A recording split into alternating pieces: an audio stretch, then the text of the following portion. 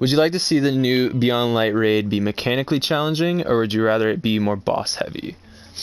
See, I think like it would be nice to have it mechanically challenging for the most part, but after raids like Garden, I think a raid such as King's Fall, just like with good bosses, would also be really helpful.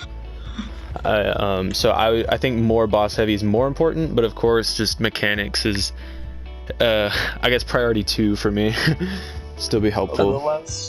The last two we had Last Wish and Garden. They were both very heavy mechanics. Last Wish did have some good bosses, but it was all in all just a lot of mechanics based. Same with Garden. Yeah, for sure. So I think one of those just kind of boss heavy would be a lot more beneficial.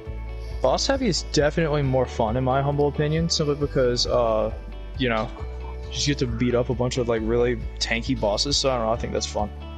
I think So I would like to see more boss heavy. I think boss heavy raids can last a bit longer, because when you think about it, like once the mechanics are figured out, once everyone just finds it, it'll probably get pretty stale pretty quickly. But, Yeah, that. Yeah. it's just, like, I think clapping a boss, like, I think everyone enjoys that, and you can just rush through it really quickly, so it makes it good for speedruns. Yeah. We need just like a War Priest from King's Fall, just something like that.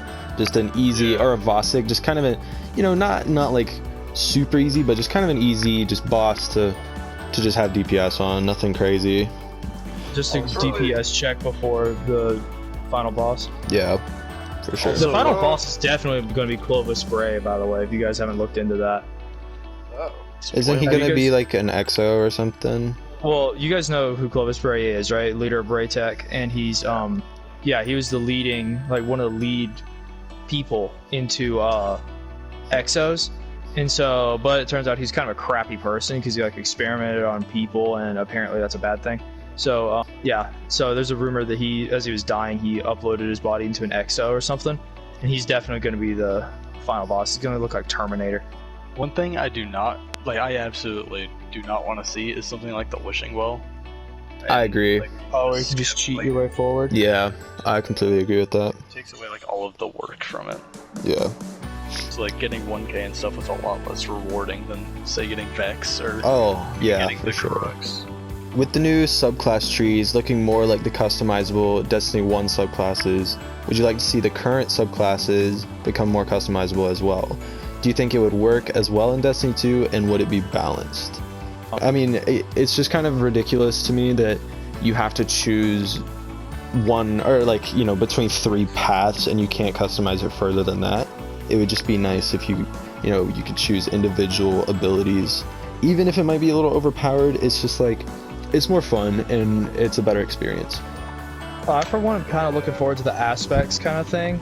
Like the freezing dodge will be extremely annoying to put up with, but I kind of like the idea that you can, I don't know, it seems like a mod system for your subclass, which seems pretty cool. But however, I do hate the current mod system just because I don't know. Yeah, I agree. It's not as fun in my opinion. I just don't like it. I feel like if they done right, you could have some pretty cool builds with subclass mods. I'm looking forward to seeing more customizable subclasses, but I do think you're right. I do think they have to be careful with the balancing, because like, I don't know, imagine something like this, since they're not fixing Dawnblade skating, imagine having that with like the Celestial Fire and how like Bottom Tree Dawnblade with with how good the super is. It's more fun to me, like if they can put in more customization and make it work, but it's like they definitely need to be careful with it. I don't think it'll be too bad, honestly. I think it'll be kind of fun because like it adds more stuff, and this way, because in my opinion, hunters are the best class right now. I feel like with different mods, you can have, you know, like it'll be significantly more balanced. You can have anything be good. I don't know. Everyone will be more overpowered, therefore everyone will be balanced. Well, that's a good thing. It actually, I'd rather everyone yeah, be for sure. good than everybody be kind of trash. But like in the current state, like it's a few set builds put you like way ahead of others. Yeah, Yeah, but that's I any mean- game. You're gonna have you're gonna have classes that are better than others. You're gonna have builds that are better than others. That's just any game. This is balancing. Yeah, I know we complain about like something being bad in this game, but even in Destiny 1, there's always standout guns. Definitely, yeah. Standout guns, So you standout know, they're subclasses. gonna get wrecked either way, so... Yeah. The big difference between It will Destiny 1 and suck. Destiny 2 is that Destiny 1, like even if a gun stood out a lot more and was a lot better, there was still like other choices. Versus in Destiny 2, it's like you basically have to run Summoner, Gnawing Hunger, or a 150 hand cannon to compete. There's more of a meta in Destiny 2. Yeah, I will agree with It's a lot more that. restricted. Yeah, I don't know though. I mean, they used to have like insane guns like Bastion and Mountaintop, like just really. But like you don't see everyone running around with those though. You Don't still forget my see boy people Tyler Trouble. going around with a hand cannon and Fellwinter's Lie or whatever. Like there is a lot of variety right now, I'd say. But as far as primaries go, it easily is hand cannons and auto rifles. So maybe. I don't even know if nerfing those is the solution, but maybe just buffing scout rifles and pulse rifles, like that might be, a better route to go, just to make them more viable. Because you don't see anyone ever use a scout rifle unless it's Randy's throwing knife. But even then, Or- it's like you'd kind of rather have an AR. Or, hear me out, let's get rid of all primaries. That, mean- I agree. Yeah. Shotguns and It's not my snipers worst only. idea. It's only heavy and abilities. Only but, heavy, yes. But you can't run a sword. So you have to have ammo. or, Why like, would you not can't- be able to run a sword? You can't Sounds no like ammo with Dallas has a problem sword. with sword fighting. You can't no ammo with sword, so you gotta wait. But you can melee the crap out of everything. All right, let's move on. All right. Do you have a problem with Next sword question. Since the Cosmodrome is returning, what Earth missions do you think may return with it? Would you like to see some of those old missions come back as like adventures? And No. my answer to that would be I think so. I forget if it's like the second mission in the vanilla Destiny story was it was the first time you really saw the hive. You went down that hallway and it was completely dark and all those thralls just started coming out. That was like such a I don't want to say iconic, but it was kind of an iconic moment. And so if they could bring something just like that as an adventure back, I think that would be a lot of fun. Just as a nice callback to the beginning, just some nostalgia, I guess. Do you think it would be better if it was like an adventure or a lost sector? Well, adventures are terrible. I'm just gonna be honest; they're awful. So I think that a lost sector wouldn't be a good idea either. I think they would need like, remember how they had the daily mission back in Destiny 1? I kind of think that'd be a good idea, but Wait, what would be wrong with a lost sector? Like, why do you think that would be bad? because you need the voice line and all that stuff, and lost sectors don't have all that stuff. Oh, I mean, Lost sector is more like a loot cave kind of thing. That's what I would. For loot cave, I'd do a lost sector. From Okay. if you're gonna bring back missions, you got to bring them back, and I guess adventures. I Yeah. feel like if they brought them back, they'd just change them though. They'd probably make them like Taken or something. Like, it's just something that hopefully not. Taking a trash. I think the mission, it's like super early on. I think it was whenever you were getting the Arcadia class jump ship. Probably not. Yeah. But it was like the final boss was like that big captain that came out of the sewage pipe. Oh, that was a second mission. Yeah, I think they should. I think they should bring that one back as maybe a lost sector. Oh, that would be cool. Wait, was that the like it's in the walls? It's in one? the walls. Yeah, that would be Yeah. sick. Let me throw this out there though before we end this question. Why I think that Destiny needs to stop with the callbacks and stop bringing back all this nostalgia stuff. I think they might rely a little bit too much on bringing old stuff back. Like I do absolutely think they do. should bring less old stuff back, but I think callbacks and stuff are still very necessary, especially for the old players. With the Cosmodrome like returning, do you think that it'll be Spin Metal or Dusklight? It'll be there. Spin, Dusklight. I think Spin. Oh, yeah, Like the Dusklight one was on easy. Earth now. They might have them both. So like they might have for the EDZ, they might keep Dusklight, and then for the Cosmodrome, Spin Metal. Imagine if they turned it into like a GTA kind of game, and you can have like a drug, like you can start your own drug. You can have drugs. I grow Spin It's like, Metal. I feel like yo, that's you trying to get- cyberpunk. You trying to get some hydronic essence, my guy? Yo, I got some Hadium flakes real cheap. Let's go. All right, y'all ready to go to the next question? No. Yeah, let's go. All right. Okay. How do you feel about weapons, armor, and old raids being sunset? Will this benefit Destiny 2 in the long run? Oh, absolutely. Yeah, depending on how long they plan to take the game, though. If they plan Destiny 2 to last like another 6 years, then sunsetting is definitely more beneficial. Well, they did say, we already know they have 3 years of content planned as of right now, as far as Beyond Light goes. Then it's gonna be Witch Queen. Then it's gonna be Lightfall, right? So we know that they have at least 3 years of content already planned. So, and I don't know, I kind of feel like they're going to want to make Destiny 2 last a long time. Kind of like, Warframe's been out for ever, and they just kind of keep building off of it.